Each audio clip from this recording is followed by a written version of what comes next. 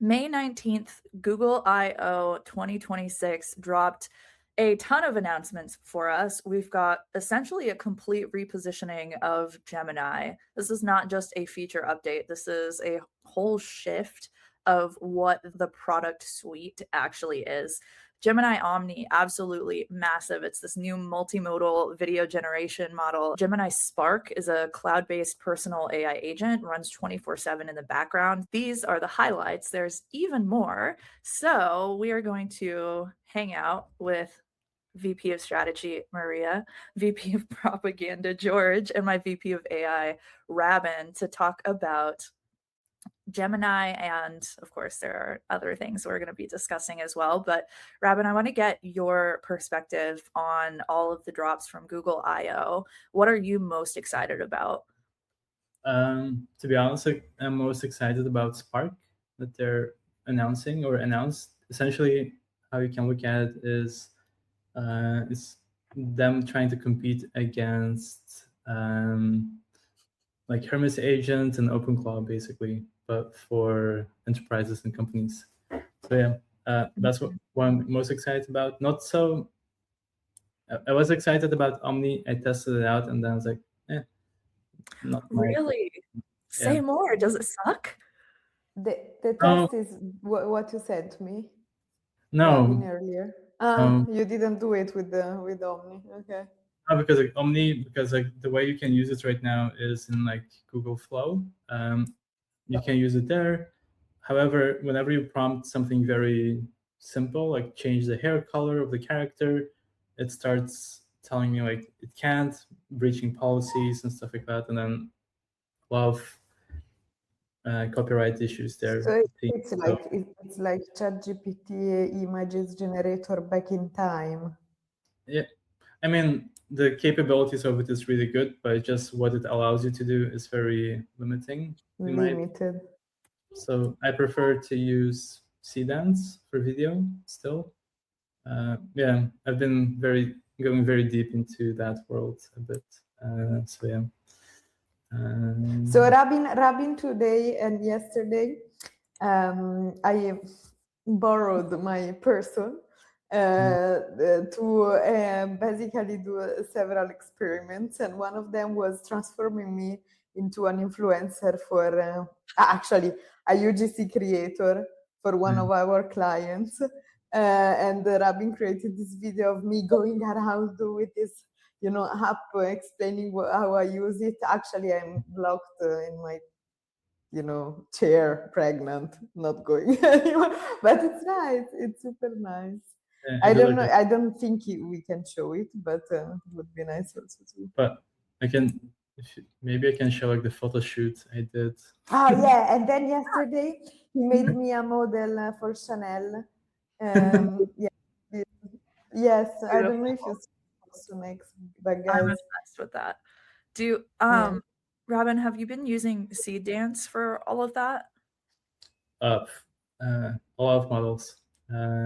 Because like I use Cdance, I use Nano Banana, I use Kling.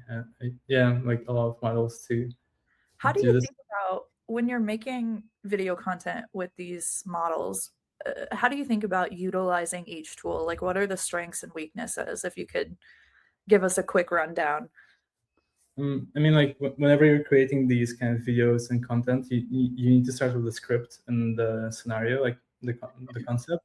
That's one that happens in the LLM that you prefer, and then you start by creating the character sheets, and so making sure the character is consistent. So that's what I did with Maria's images. I created like a product sheet or character sheet, and then I created prompts for it, and then I created the images with like the photoshoot images with Nano Banana, and then I created another prompt, and I used Cdance for converting her into a UGC creator. Basically, I had to write out the script.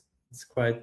It all depends on your prompting skills here, like and your imagination, basically. Because you need to think like a videographer. You need to understand the lenses, the films that you're using, the the aperture for the exposures as well. So you need to tell the models what to do exactly and which lenses to use. So yeah, you can do a lot, to be honest. It's crazy, but it is expensive. Yeah. It's not free to play. Yeah, because you're using like multiple tools to get the results of things that you're building, which is going to take it's going to get expensive. Also, video generation is more expensive than just creating images or prompting a chatbot. How much would you say that the average, I don't know, let's say 2 to 3 minute video can cost? Depends. Like on Higgsfield, it's quite expensive. Like yesterday, I was testing Higgsfield supercomputer, and I created 2 15-second clips, and that cost me $25 on Higgsfield. So I'm just saying. 60-second clip costs $25? 2 15-second clips. Oh, 215. Wow. Okay. I still need to rerun them, but if you use different harnesses and on different platforms, it's way cheaper. But all in all, 60-second, 2-minute clip can be like a few $100s for sure. So yeah, gets very expensive. So definitely not replacing content creators anytime soon, or for UGC, probably on scale it will outperform. But as a videographer, as a filmmaker, still it's way cheaper to pay $200 or a few $100s than hiring a whole camera crew and renting the sets and all of that stuff. Yeah. How interesting. Okay. Yeah. How many gallons of water did you use though? That's the question I want to get into. Yesterday, did you see there was some coverage? So there was the ChatGPT solving some mathematical problem conversation, and then they were like, oh, how much water did we use? It's like, well, actually not very much. And there's this graph of the almond industry. Hang on, let me see if I can find this. It's how much water consumption is associated with almonds production, like I don't know, like harvesting, and I don't know what the hell they use the water for. The almond industry versus data centers. And here it is. Let me just share this. But basically, it's so now people are quantifying how much water you use for some AI prompts in almond terms. Right, so it's like 3 almonds worth of water used. So this is of course people are mentally unwell. I think that's the real answer. But yeah, it's pretty funny. This is kind of like it's just like why these things appears on your timeline? Why is this on my timeline? Well, I don't know. Maybe I don't want to get into like a therapy thing. Like that's not. There's been a lot of discourse around water usage, data centers, and one of my mutuals, Enzo, went kind of viral posting about this. I don't know if you guys have seen this. Oh God, TENTI. I know I'm just kind of cruising the timeline right now just while we're live, but they posted this image that was, oh my God, they post a lot more than I expected. Here it is. No AI data center is worth losing this. Oh hell yeah. So there's this discourse around data centers and how the anti-AI crowd, especially which is especially popular with Gen Z, which is really interesting. There's a whole conversation to be had around that, but like 4,300 likes on this, and then this inspired, of course, a lot more people posting kind of the similar making a similar point of, guys, it's just data centers. It's just data centers. And guess what? These like builders, people who I don't know what the actual role is, but the people who build the data centers have never been busier in their entire lives. So like these people actually have job security right now in a way that they haven't had before. And AI and its water usage is way less than we think that it is. So this doomerism around AI and data centers is kind of unfounded. It's just a lot of people being scared. Anyways, back to Google I/O, because wow, getting maybe way too theoretical here.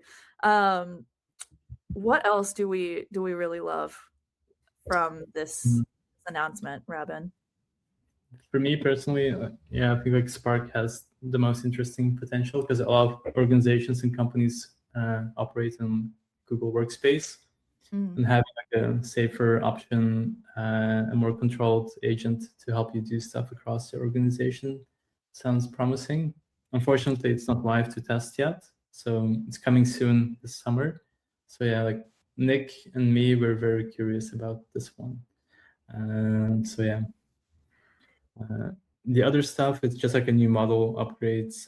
Anti-gravity agents sounds interesting as well. I think there was no announcement of it, but if you go to like AI Studio, you see like a new model called anti-gravity agents. No idea what it does for now. I'm completely lost. Like with these Google products, there's too many. There's like way too many. And actually, I dropped a tweet in here. There's a guy called Nathan Clark who sums it up pretty nicely about all of the different options that you have and how confusing it is. But I mean, it's just like I just completely lost. I don't know the difference between anti-gravity, Gemini AI Studio, Google One, Gemini Business, like all of this stuff, CLIs, like blah blah blah, Pro. It's too much. It's a full-time job to keep up with everything that's happening in AI. I was listening to there's this guy Lenny Rachitsky. I don't know if you guys have heard of him, but he's got this incredible podcast where he interviews people in product across tech, and it's like, you know, executive positions, head of director positions, very intelligent people. And he had on, I think, the head of product from Anthropic, who releases something new basically every single day. And she talked about this. She said people are overwhelmed with the amount of movement that is happening in the AI industry right now, but they're kind of incentivized to move really fast. I'm sure, Robin, you could speak to that a bit as well, but it does cause this overwhelm in the community where there's always something new to be posting about and talking about. There's always updates to the tool stack. So what you used last week is not really the same combination of tools you're going to use in a week or two, which means that it's difficult to get like real depth understanding of some of the tools. Like, they know that it's a problem, but I don't know if it's going to change. I think it's something that they probably adjust in the tools themselves and help people onboard to them easier versus like stopping all of the drops that they have, because it's very competitive and everybody's competing for enterprise tokens and everything else. So it's tough. Yeah, I think if you live on X, it is tough, to be honest. Yeah, that's true. Yeah, if you just like no life this stupid platform that we shouldn't be no lifing on. Yeah, I think in general, it's like ICO era back then. Like you had new FOMO every day for something. It does feel very similar to a bull market in crypto, or like even the 2021 just rush of there's something happening every single day. There's a new product, there's new investment, there's new movement all the time. That's the same kind of energy that this space has right now. Yeah, it's like everyone is trying to optimize for the tools, but a lot of people have all the tools and infrastructure, and at the end of the day, they're still not producing any work every day. So like, yeah, that is such a good point. We've got, and there's a massive problem there as well, is like when you have so many tools and you have access to so much, you start to see all of these things that you can create, but then how do you pick? How do you know which one? And I was talking to somebody yesterday and I had this brain blast where I realized that, you know, for so long there's been this view about developers where developers will make a product that marketers can easily tell, oh, nobody is going to use this. You know, this doesn't solve a need. This is just something that you thought was cool. So you built it. And there's kind of this like, you know, almost like tension sometimes between marketing and more like technical team members. But now that we as marketers have the access to all of the tools, now we're also in a position where we don't know exactly what to build. So it's like we're experiencing the same problem that the developers have. Please accept my screen sharing. I'm George for a second. What was that? Accept my screen sharing. I don't know how Oh, to. yeah. Oh, I see. Oh no, sorry. It's me and So Leah. basically, you can't even read these. It's too Wow. small. This is a nice whiteboard you've done, Maria. It must have taken a long Right? time. While you were talking, I was drawing. And this is the latest AI tooling news. If Wow. you want, You're I such can an share. influencer, dude. Look at you. Everyone's copying your whiteboard style. But it's useful. Can you tell us more about how MCP is becoming the USB-C for AI, Maria? So basically, it's a plugin, right? So years ago, you plugged in USB-C, actually USB-C, and now you plug in the MCP in your AI agent. No, it's a virtual USB-C. That's exactly it. Mhm. Eh? 1000%. That's a good tweet. There's a But lot of stuff here, man. What? Yeah, Yeah, I will. Actually, it's not bad, guys. I will it's pretty good. probably share it with the audience afterwards because now we We're don't gonna- have enough time to read. Yeah. Wow. Nice. Sign up to our newsletter and we will send you All the dashboards. yeah, we'll send you all the dashboard. We'll send you a giant whiteboard with 100 small whiteboards on, and you can zoom in to each of the whiteboards. Which So, will be each- which will be old for the time we are doing them. Yeah, because, it will be out of date. Yeah. Probably tomorrow they will announce another tool for AI, and this is old already. OpenAI are going to launch an official whiteboarding tool to whiteboard all your meetings after they're over. So we'll be out of it like straight away, but killed, like instantly dead. This new idea. All right, great. I mean, if you guys want to raise on this idea, might as go. well. I know A16 Yeah. might. Well, Are you investing, Ash? yeah, you know, I've already got some DMs interested in. Well, I'm oversubscribed actually. So, but if anybody would like to be carved in, then they can be. Amazing. Okay. Do we have anything else that we want to say about Google I/O?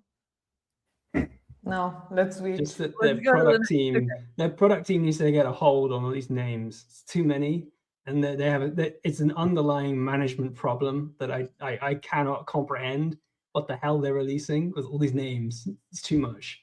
And probably you only know like 30% of what they're releasing or all their products. They got like an agent platform, right? They got like a whole thing you can like build agents with. They have no idea also this exists. Google Flow, which is quite a good product, but I think not a lot of people are using it. But yeah, because it's like a product from Google, like Labs from Google or AI Labs. You have AI Studio, you have Labs or Google Labs, and then you have Anti-Gravity team, and then Gemini team, and then everything else. You see, I don't know what anti-gravity is. Like, Yes. Anyway, yes. Nobody does. Nobody knows. Nobody does. Okay, let's move to our second story. We're going to talk about the SEC and tokenized stocks. What? So, May 18th, Bloomberg broke that the SEC was preparing an innovation exemption for tokenized stocks. The framework would let crypto native platforms offer on chain trading of US equities without full broker dealer registration. So, this is pretty interesting because it may permit third-party tokens to track share prices without the consent of the public companies being tokenized. So Apple, for example, doesn't have to opt in for somebody to launch tokenized Apple. Not exactly sure what we're going for there. But the benefit to this is that they would let retail trade 24/7 with fractional ownership on crypto rails. So this is a pretty huge move for the market and for tokenized stocks and this idea of 24/7 trading. So let's go ahead and get into it. Georgie, this is your whiteboard moment. Yeah, well, I spent all night doing my whiteboard, so I don't know how Maria did hers so quickly. So basically, okay, so what are we talking about? If you throw up my whiteboard, it's going to help my my explanation. I'm looking But for it. Where is it? it's in the Slack channel somewhere. Oh no. Okay. That's all right. Okay. Well, in the meantime, I'll talk. So, what's going on? Tokenized stocks. There are many types of tokenized stock, and I think recently, like, so let's start at the beginning. Number one, like Mirror Protocol and synthetics. These were not really tokenized stocks as much as they were people kind of messing around with oracles and playing around with like how can we try and artificially make the value of this token the same as whatever the price of this stock is. But they didn't hold any actual equity. They didn't have any rights to any equity. You had no rights to any equity. Like it was just kind of like DeFi alchemy stuff. That obviously was like you got subpoenaed and blown up by the SEC from space. You know, they would fire lasers at you and to disintegrate you. This is like how they did not like it. So since then, you've started to see companies like Robinhood, for example, start to push it on. Though they're still not perfect. So number one, like a US resident can't own Ondo tokenized stocks.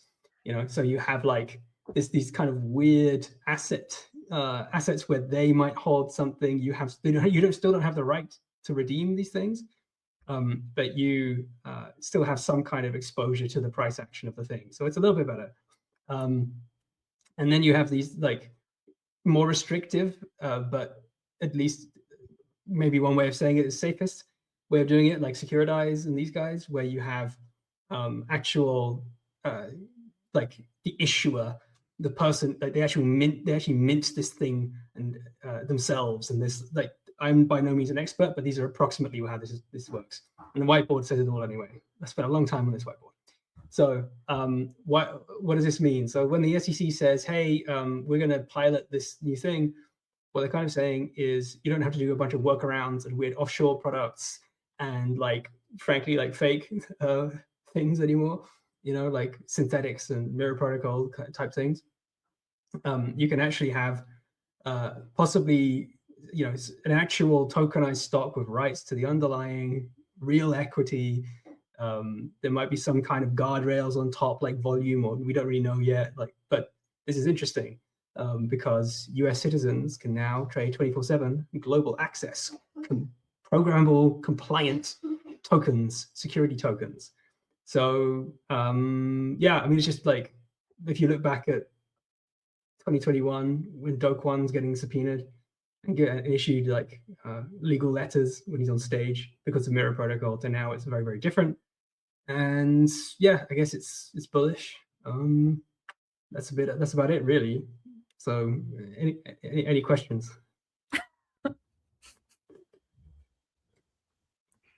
If not, we'll move on. Yeah, how do I do this? How do I trade 24/7? Okay, so I mean, like right now, you can like. So here's an example. Trade XYZ is a project that's on top of Hyperliquid. That's synthetic. So that's like not fake, but like not real. There is no underlying stock that you're buying. It's Oracle wazzy woozy, you know. That's kind of what's going on there. So you know, synthetic synths, different, but still no underlying tokens. I think if you are not a US citizen, you can buy Ondo. They actually released some kind of new thing recently. There's too much going on. Like Ondo, you can actually get these tokenized stocks now, I'm pretty sure, quite easily. And securitized, don't ask me. I think you need to be on a list. I think you need to be like registered, like KYC'd. Beats me. It's all like this entirely separate ecosystem of tokens that no one can access. And you got the rest of DeFi over here, and that's why nobody kind of like understands, because they're like two different things. But like in theory, if the SEC says go ahead, like have fun, you know, you're not breaking the law. You can do this stuff. We can have some kind of like AMM for US citizens to buy tokenized stocks. It's like, okay, cool, that's interesting. But I don't know I how it don't works, get. but yeah. Is this a pilot or they like? Oh yeah. Like this is not even like out. This has not happened yet. It's like a report. It's like a plan. It's an announcement. Okay, Yeah. and how So, like, do I receive the answer? Like the okay, right, from SEC?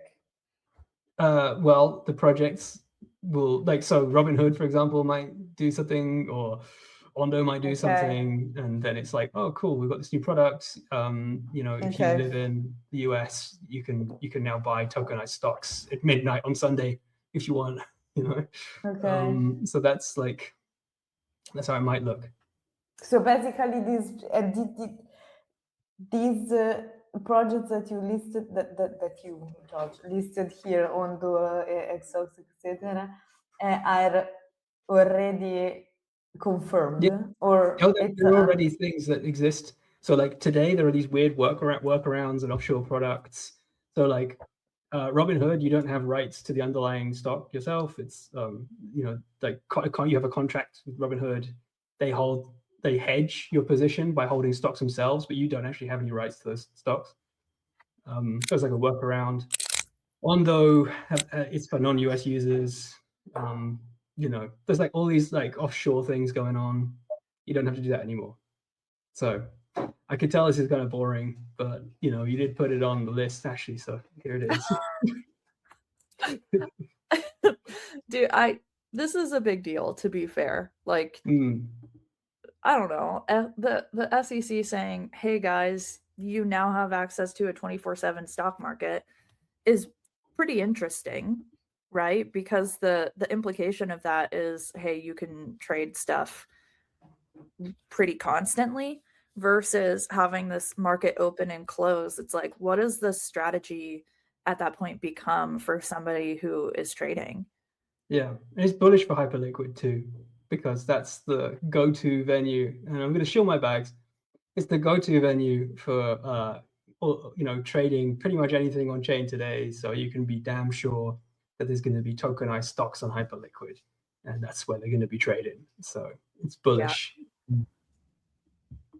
I think like George, you're just looking for more reasons to buy more. Yes. Yeah. Yes. Yeah, buying the top, you know.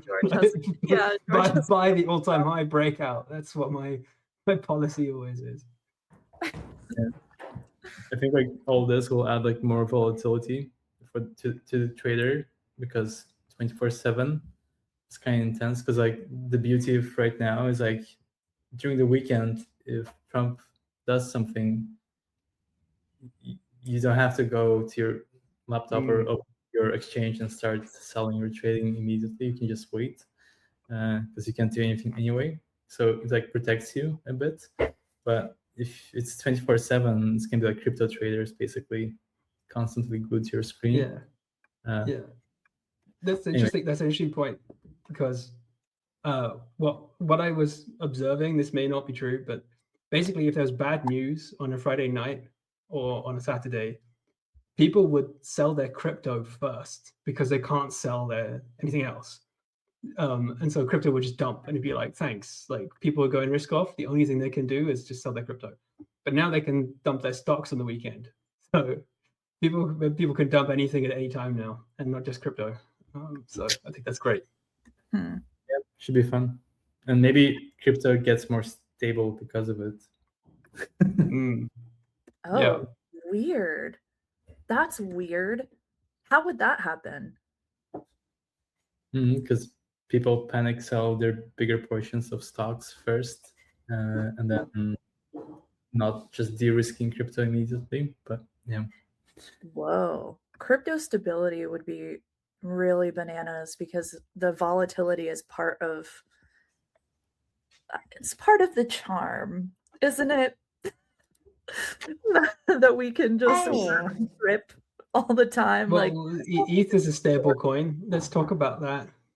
Let's talk about ETH being the same price let's for switch years. to it.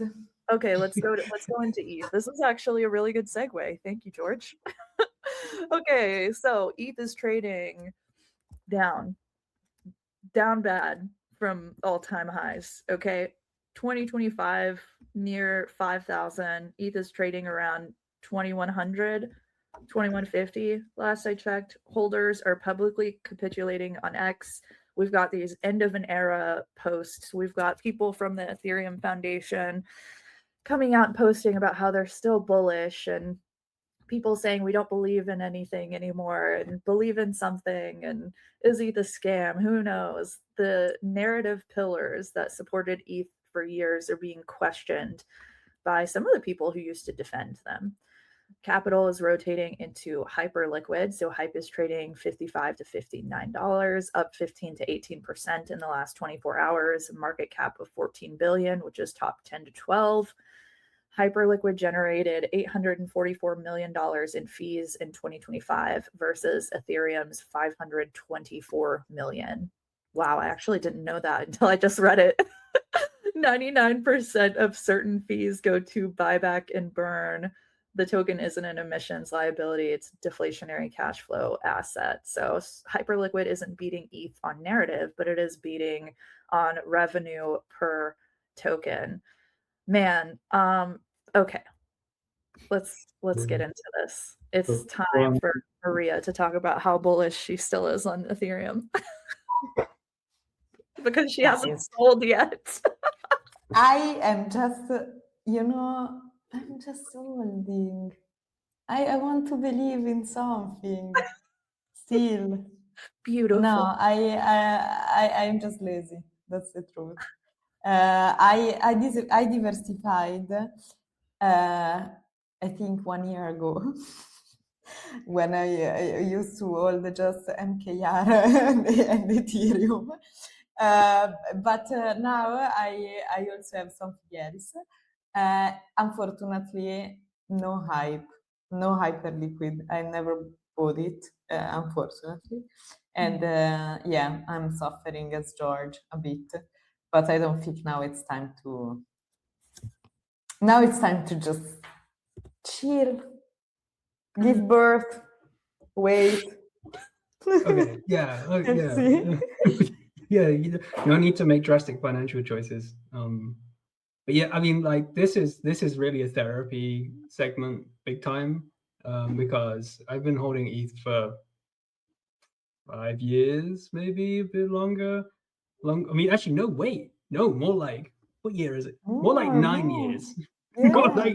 more like 9 years. Almost 9. Me too. So I, like I cross-examined, like regularly. I'll go back and say, why did I buy this thing? Why am I holding it? And I think recently all of these shifts, like I'm quite a practical and pragmatic person, and I want to see that there's some kind of team or some kind of brain who's pushing it in the right direction. Like there has to be some kind of profitability, some kind of revenue, something. And I think I've decided my category, my line for is this investable or not investable is the business model to sell tokens. If the business model is just to sell tokens, then I can't invest in it unless it's like the very beginning or something. But now it's just like they were very close to being like this, on the right track, I think. But then they've just kind of gone back into the Milady stuff, and people are leaving, and I think it's just like mass capitulation. I don't see a good reason to hold ETH like as an investment. I hope that like there's still value in having this cockroach network that never dies. There's still like it's like that's really cool. It's really nice, but I don't think it's gonna go up, so I don't hold it anymore. But that's it, and it felt incredible to sell my ETH. It felt so good. So like that's what I have to say about that. Yeah, that's the long and short of it. It's kind of crazy. And I will definitely take my props here for being such a fortune teller that I sold all my ETH and Bitcoin like 6 months ago.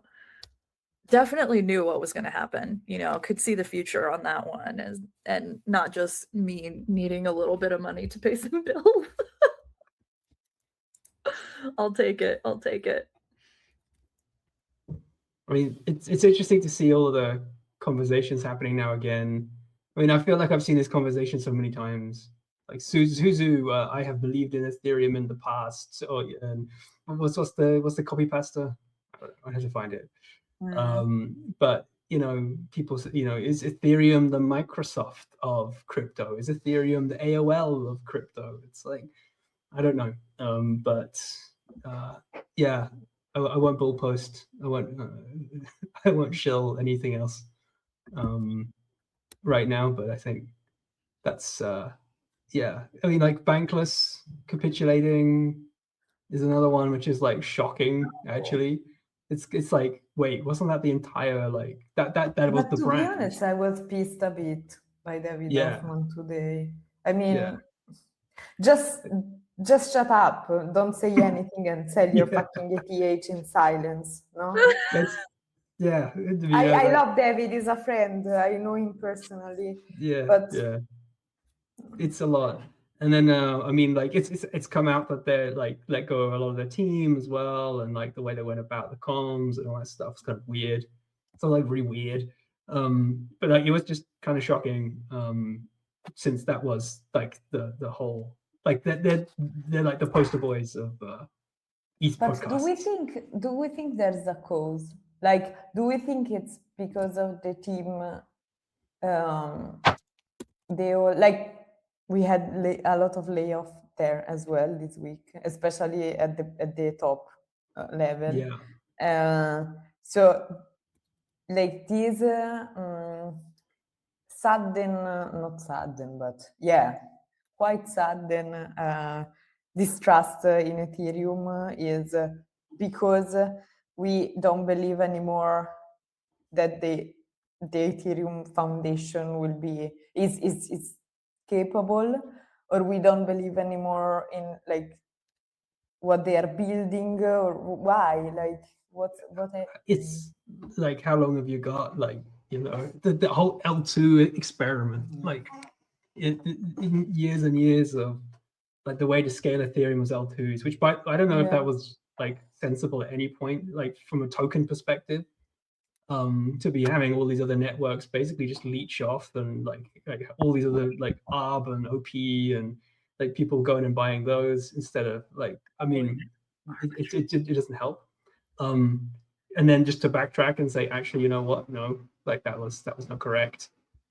It changes the leadership at the top, strange strategy, weird manifesto stuff. It's just like loads of cuts, loads and loads of things. And then at some point you just have to say, like, this is just cursed. And would I invest in this today? Like, no. So I think I kind of realized it was an emotional thing. So thanks for the therapy, guys. I appreciate it. Oh, you're welcome. That's exactly what we're here for. So, NFT ETH, by the way. What? I was buying some NFTs last few weeks, but yeah, that's my contrarian problem. NFTs are still alive. Yeah, That's crazy. That's my only use case for ETH, and that's it. Yeah, I can't. It's been a long time, several years since I have bought an NFT. Wild work, Robin. You're really like really on the fence there um, at this point. I think like 2 years ago or 2 years ago, I was like, I think I had so much NFTs, like so much capital in it, just flipping and trading it constantly. But yeah. Yeah, it worked. It was the meta for a while, that's for sure. Yeah. Okay. How to lose money. Accurate, yeah.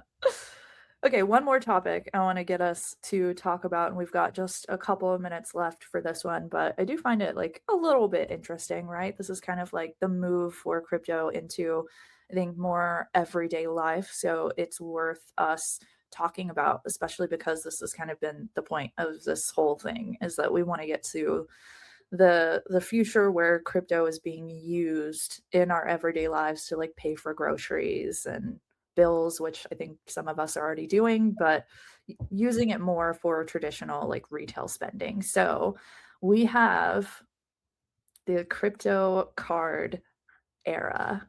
I almost called it a meta, and maybe that's true, but buy now, pay maybe went viral.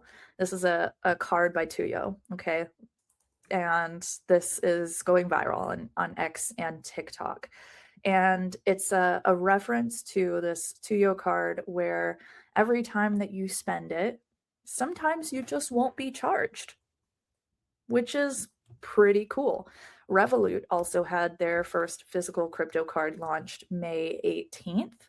So it is this like goofy like tap to pay, zero exchange fees, works anywhere Visa and MasterCard are accepted.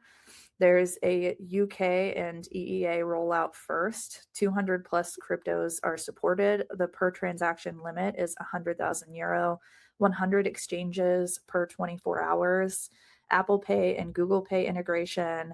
So there's a crypto card tier list that I will show you guys. If you are listening to this, you might want to look at the video because you'll be able to see all of the various cards. There's the Coinbase card, the Crypto.com card, Gnosis Pay, MetaMask card. There's a bunch. So let's get into crypto cards. Are you guys actually going to use these in your just real everyday life? No. The end. There are good reasons. I mean, Rabin, you've got takes on this as well, but like there are good reasons why I wouldn't. Yeah, I'll hand the mic over. Thank you. That was the reason, the good reasons. For me, I was using it in the past, but then for me, the biggest issue was like tax on it, because as a European citizen, like you use tax heavily.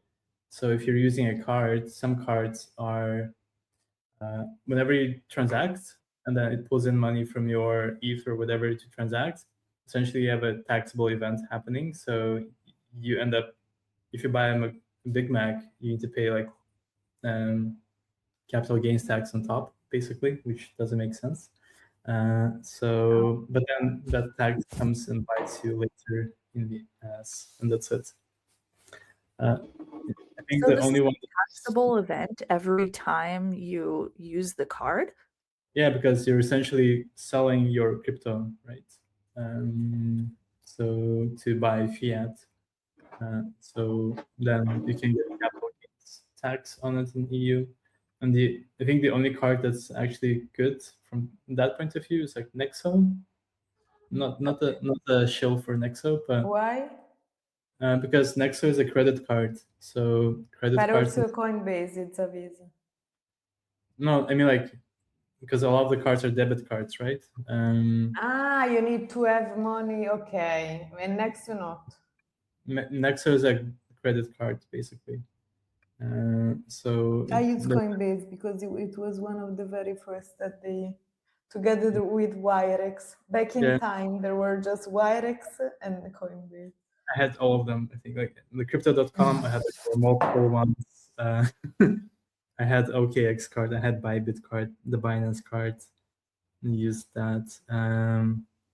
What was else? I had a DGOTS card as well. They had a there was like a crypto card from DGOTS as well for some of the whales. Yeah, I have it somewhere here as well. And yeah, used quite a lot with them.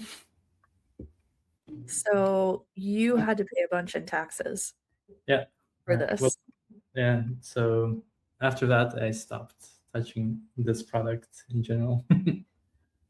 Wow. EtherFi, I think EtherFi has you borrow against your collateral. So they say in some countries it's not a taxable event. So that's like the product innovation that makes that interesting. But I mean, still, I mean, so I got looking at your list here. I mean, it's a shoot, what Plasma. So I got the Plasma app, but there's no way like to export your payment history or like what you did. So like, how can I report my taxes? How can I like do anything? This is like a very important feature. So like a lot of these are either custodial, so like some centralized exchange is holding your assets, and I don't like that. Or you have to make disposals of your assets when you buy stuff, so you pay capital gains when you buy stuff, or they don't have the features required that I would get. I mean, Revolut I wouldn't really call it a crypto card necessarily, but yeah, I mean, like Revolut's pretty good, just day-to-day stuff. I just, yeah, I haven't found, there hasn't been like a great card that I trust. You know, I mean, Coinbase does have a UK bank now, but Raven, go ahead. What do you got? Show us what you got. It's like my DGOTS card. I don't know if you see the logo, but yeah, I had like a crypto card from DGOTS. Look at the gold coloring, the subtle DGOTS logo. My God, very impressive. Yeah. And that was a good one from tax point of view. But anyway. Okay, so definitely not using any of these. I love that our head of social, Leah, commented and she said, "Uh-oh, not me using my crypto card and thinking it wasn't a taxable event." Rip. Yeah, it's like, hey, McDonald's menu payment plus 30% tax, maybe, or 20%, depends on your jurisdiction. Anyway. Oh, yikes. Oh, so sorry, Leah. Huge bummer. Okay, guys, that is all that we have for this week's episode of What's the Hype? Appreciate you all coming, and we will see you in the next one.